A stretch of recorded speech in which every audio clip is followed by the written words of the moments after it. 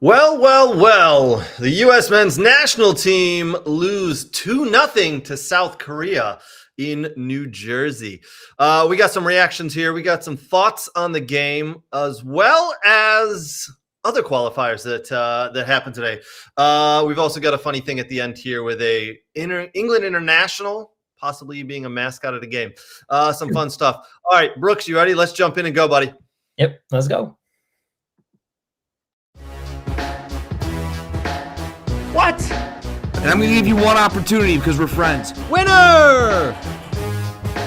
Who gives a shit about where the ball's been? Yeah, F him. They went from loving this guy, best move ever, to hating him. I think it's the most ridiculous thing in the world. I love it because it tells you how the game was played.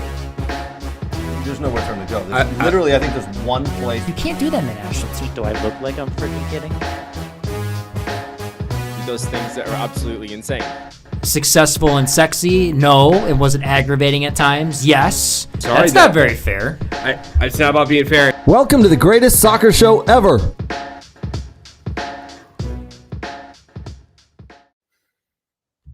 All right, Brooks, you heard me at the end there. Welcome to the greatest soccer show ever. Welcome to We Are Soccer, everybody. We're talking about that game today happened in Harrison, New Jersey there. Listen, U.S. men's national team lose again. It is a friendly. So, Brooks, should we be worried? Should we be mad? Because I'm disappointed. But how are you thinking? What are your thoughts after this game? 2-0 loss. Obviously you always want to win, right? You don't want to lose 2-0. Listen, Korea's a very good side. I mean, Son played for Tottenham for years. I mean, you heard in the announcers with all the players and where they play and Austria, PSG, all across Europe, and it's a good side. And I think one of the stats was in their last 23 qualifiers, I think they've only lost once, or 28 for Korea. So they don't lose a lot, and it's just I don't think we see Korea a lot. We don't think much of them if you're not a normal watcher of international soccer or club soccer. So, but listen, it's this team. It has moments that look good. It's just something that is just never completely put together, unfortunately. And for me, it's everyone wants to poo-poo the MLS guys, and it's not all of them. It's a combination of some of them that are lacking international and MLS players, but it's just there's still a little not cohesion, and I think Pochettino's trying to figure that out. And it almost looked better in the second half when they switched to a 3-back system. To be honest with you, there was more openness. They just looked more comfortable. They didn't look comfortable in that 4-back system in the first half. They did not look comfortable at all. You were 100% right. And even with 4-backs, they couldn't seem to find Heung-min Son. He still got open. He was still between the layers or behind the layer, the last line, and got open too often. You're right. It just did not look comfortable. They came out, the USA came out pressing. They came out putting the effort in, trying to do the right things. But you're right. It just didn't quite look cohesive. It didn't look fluid. Didn't look like they really knew what they were doing properly and committing to it. I do want to point out, though, two players who I think we were all expecting to bring that cohesion and bring that fluidity and bring the toughness, Christian Pulisic and Tyler Adams, both kind of fell off a little bit, I want to say. Tyler Adams just wasn't there. He's looked great for Bournemouth so far this year, but did not look good for USA today. And then Pulisic, I think he was played out of position. I think there's only really one position for him. It's on the left. You can put him in the middle if you want. He plays a little bit there for AC Milan, don't get me wrong. It seems to work out there, but it did not work out today for him in the middle. He needs to be on the left where he can cut in and do his thing. But I think you're right. Brooks, why don't we bring up the starting lineup? This is what we started with. Sargent up top, who, in my opinion, worked hard, tried to put himself about, but unfortunately just didn't get quite enough balls into the box, didn't get enough service, just didn't get on the ball enough. And I don't think that's really his fault. I think that's just the way the game was. Yep. Weah and Luna, I thought played well. Weah, not quite there. I'll stop before I go through the entire team, and I'll let you go. I'll just give my 2 cents. There's a reason why I think Marseille is playing Weah as a left back, and why sometimes Juventus played him as an outside back, wing back. He just struggles when under pressure. And Tim Ream had to break lines a few times, and Weah came into the half space, and it was on him to hold the ball up and to battle. He's just not good at that. He's an out and out winger, or he's a guy that needs to see the game needs to be in front of him more. And that's why I think he excels more when, he's got the ball wide, or he's an outside back or wing back, and, he's going forward and dribbling at people. It's the moments when you need to hold the ball up at that moment to get out, at least to give him a chance.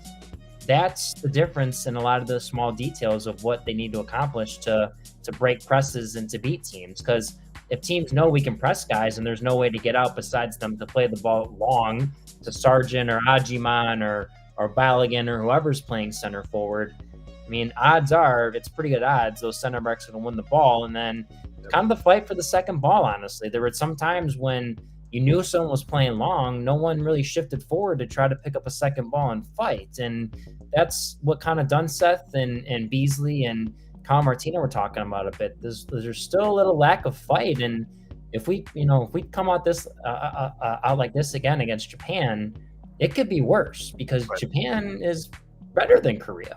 So absolutely they are. Now, don't forget, there's a couple comments on our Facebook group. People said, we should be dominating a team like South Korea. Well, South Korea haven't actually lost in the last 14 games. Now make it 15. They've won 15 games in a row. They are playing phenomenal. They have got something there. They were playing 1 and 2 touch today around the USA that it looked at times Barcelona-esque. I hate to say it. But you're right, there is that lack of cohesion and lack of fight for the second ball, Brooks, that we should be fighting harder there. Yeah, and I'll credit Korea too. Is like they started very direct at the beginning. It's some teams start direct, test the back line. What are they doing? And they got direct the first 10 minutes, and then they switched a bit and they found those pockets, and that's what ultimately led to the first goal. Finding a pocket and or more so that second goal.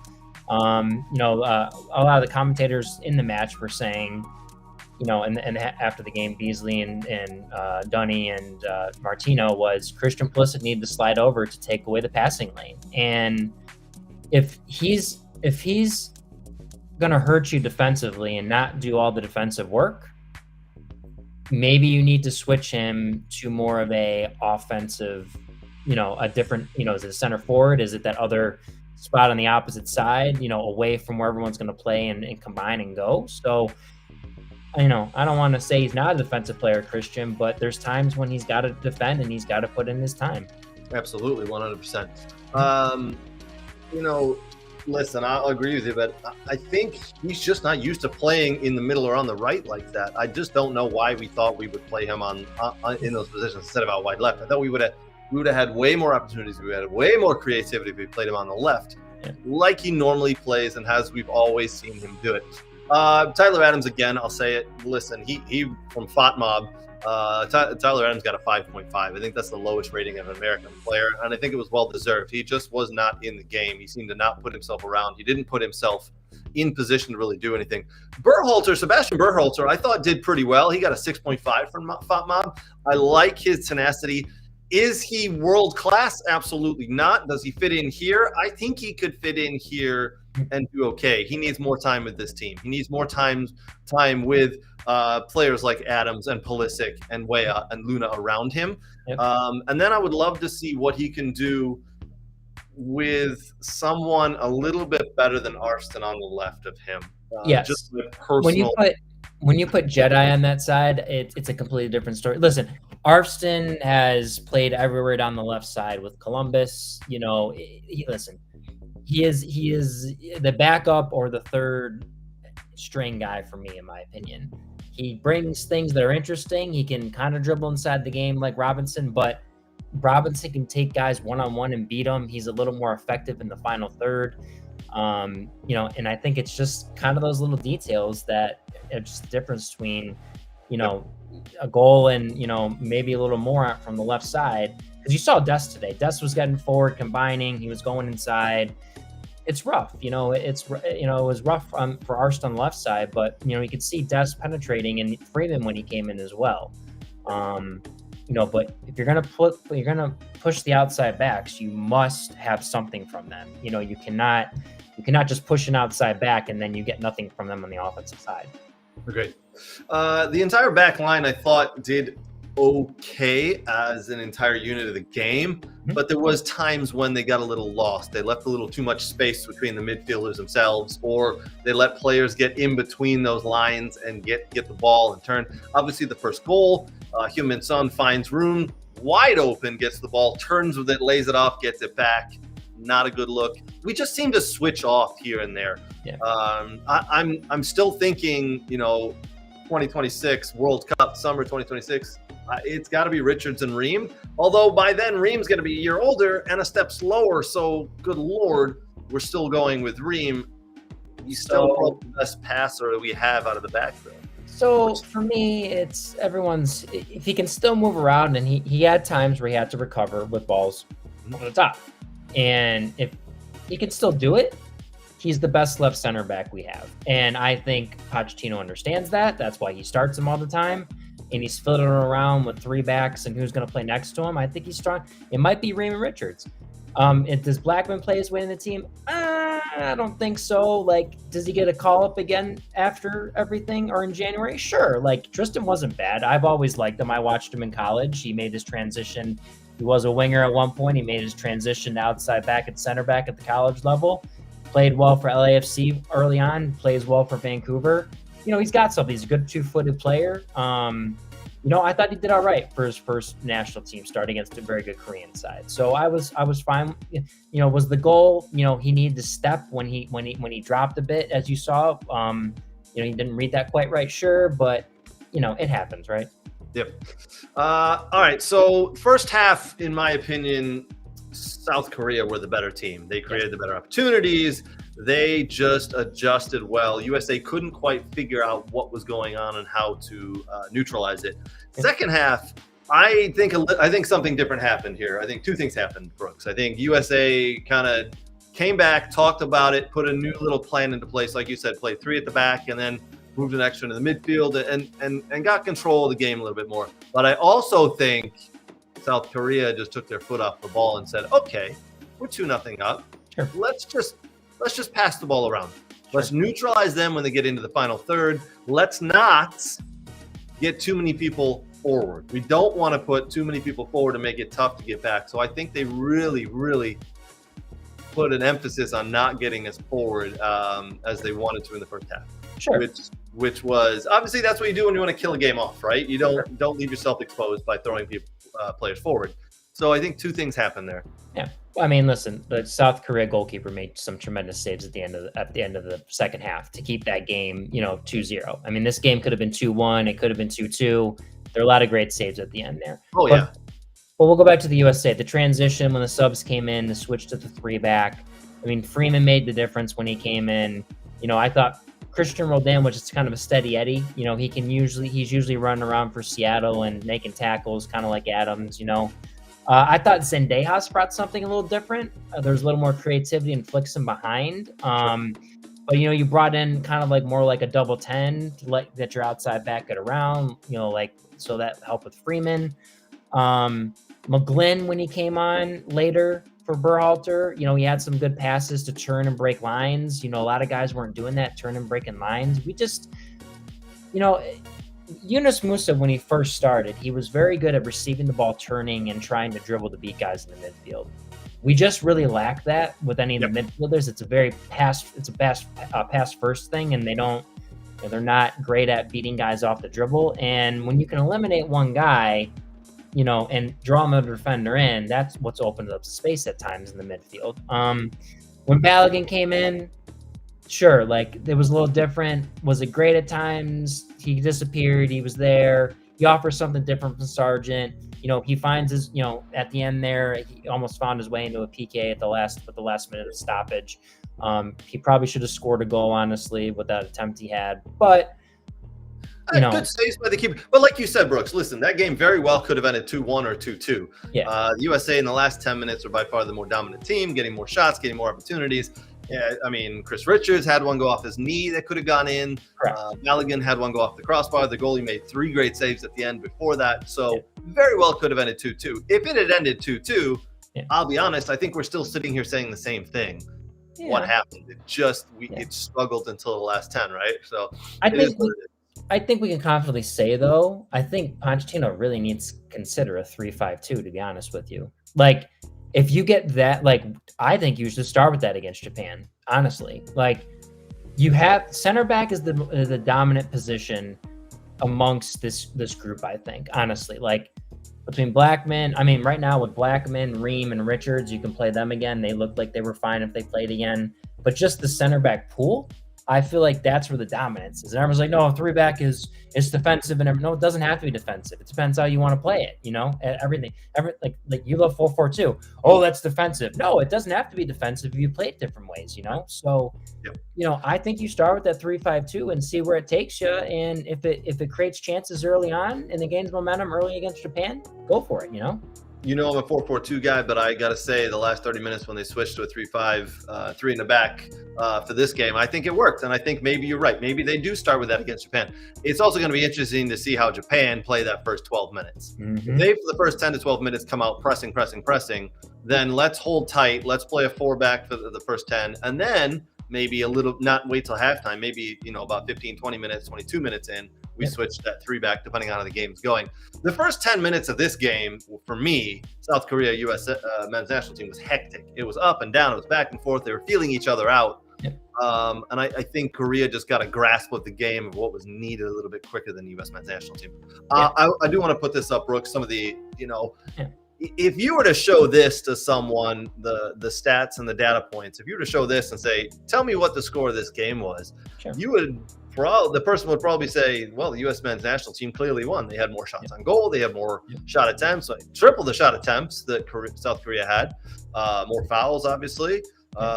More corner kicks, double the amount of corner kicks. And they didn't have to make as many saves. So you would think, just looking at the stats, the U.S. men's national team dominated and came away winners. I think they, if I remember the stats correctly, we outpassed them as well by about 100 or something like that. So I got it here.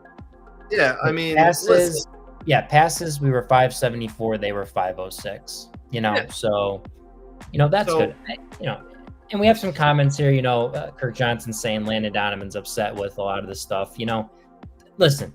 Those dudes are drama queens. You know, they want to create stuff to, you know, and I get it. They're not happy. I understand. You're not happy. You're a men's national team guy. I understand where all the guys are coming from. But I think Pochettino is using these friendlies to decipher who's in it. Who are my guys that are in it that I can trust, that I know I get buy-in from, and they're going to work hard. You know, I sent you a text. Diego Luna's in for me. He causes turnovers. He presses the ball. He works hard all the time. You know, that's what Pochettino wants.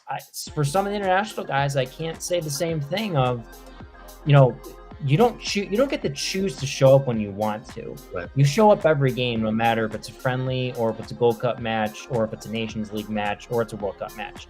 You show up and you play 100% regardless of what the situation is. And it just worries me when guys come in and they just think they don't have to put their foot on the pedal to start the game, and they can eventually get the car up to 80 miles an hour at some point and then win the game. That's not how it works. You know, that's how we can't do that in the United States. We got to start off the front foot very well. 100%. I'm gonna agree with you as well. Diego Luna is in for me, and based on him starting today, based on him starting the last couple of games, and Pochettino coming out with some comments about him, I would say he's probably already in that on the list to go to and play in the World Cup in 2026 for the U.S. men's national team. I mean, listen, Brooks, one of the questions I was going to ask you at the end of our segment here is, how important do you think winning is to Pochettino right now? Because he is still in the infancy of his coaching tenure with the U.S. men's national team. He's still trying to figure out the combinations. He's still trying to figure out who he can give directions to and who follows the directions. He's still trying to figure out his best 11 and who he's going to play against certain teams, right? If we come up against an Asian team, what's his best 11 and how is he going to play against them? If he comes up against an African team as the first game or second game in the tournament, how is he going to play against them? If he comes up against a European team, same thing. Who's he going to put to play there? So he's still figuring all this out. How important do you think winning and losing is right now to him? Because he has come out in the last couple of weeks and says, we have a plan. So Where are you at with this, buddy?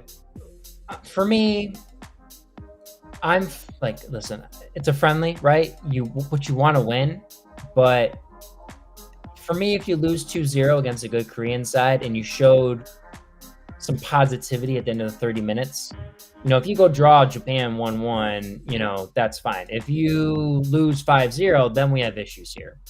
Okay, like 2-0, I get it. You create chances. Listen, like I said, the South Korean goalkeeper made some phenomenal saves. I mean, the games have been 2-2 if he had not made those saves on Chris Richards and then Balogun. You know what I'm saying? So, is it important to win? Sure, of course it's important to win. You want to win every game, and Sebastian Berhalter said that at the interview at the end. He's like, of course we want to win. We want to win in front of our fans, and we don't want to lose. But he is going to use these international break windows probably up until the January one, deciphering who do I bring in. He still hasn't brought Nathan Morris from Middlesbrough, so I think he deserves a shot still. I'm curious if he'll get a shot in that midfield. Obviously, Ajuman made the transfer over to Wolves, so is he going to bring him back in after leaving Charlotte? And there's probably a few other guys he wants to bring in from Europe that haven't gotten looks yet. So I think he's still got a few guys he wants to take looks at to see what it is. But I think in his mind, he probably has a good 15 to 16 guys he knows that he's going to bring in. The question is, who are the other guys that are going to fill out the rest of the roster that are going to be difference makers when called upon? That's the question. And I think some will be MLS. I think you'll see some guys you saw on the last World Cup roster not be on it. Because either they're not bleeding for the jersey or they're not working hard enough.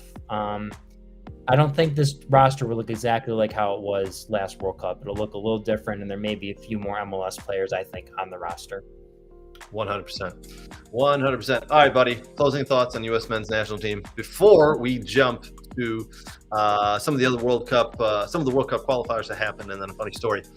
Don't forget, we got Japan coming up, everybody, on Tuesday. That game's in Columbus. I believe it's 7 or 7:30 kickoff, so that'll be an interesting one. Maybe we'll have to talk after that as well. But closing thoughts on U.S. men's national team at the moment, Brooks. What do you think?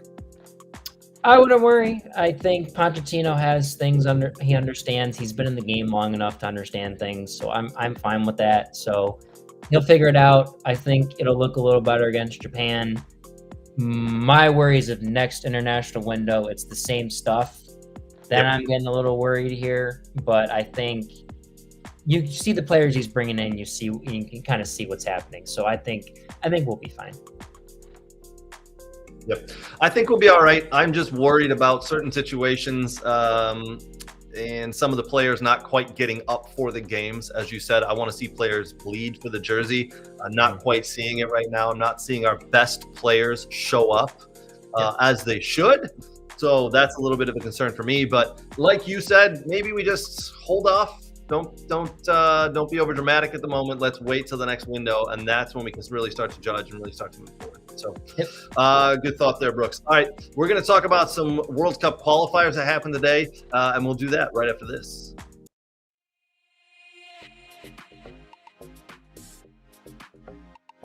Hi, Brooks. We're at our favorite store, Soccer World in Rochester. We're just going to do some light shopping. Nothing big.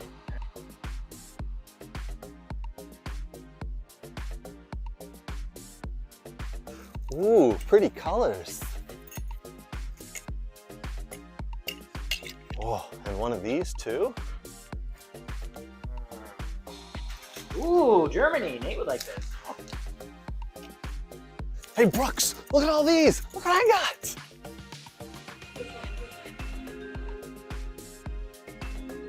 South America. Ooh, wow, that's not MLS. Cool. Socks? No.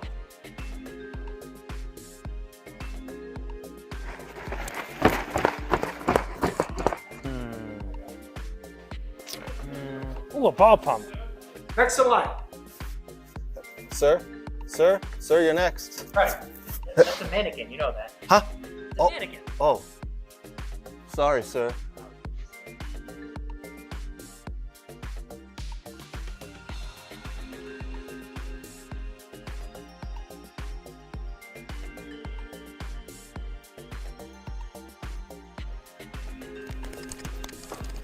Hug, what are you doing? Nothing. Huh?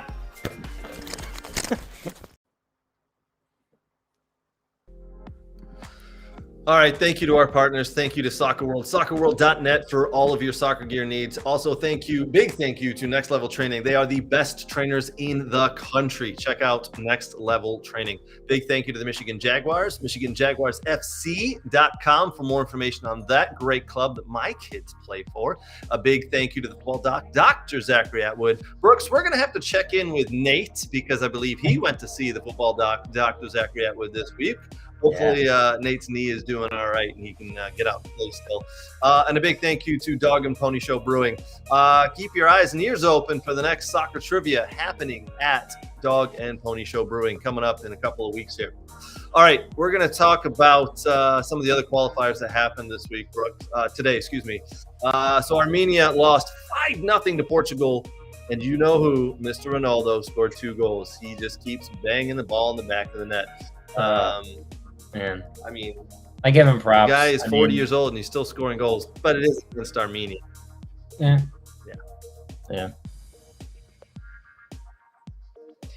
All right.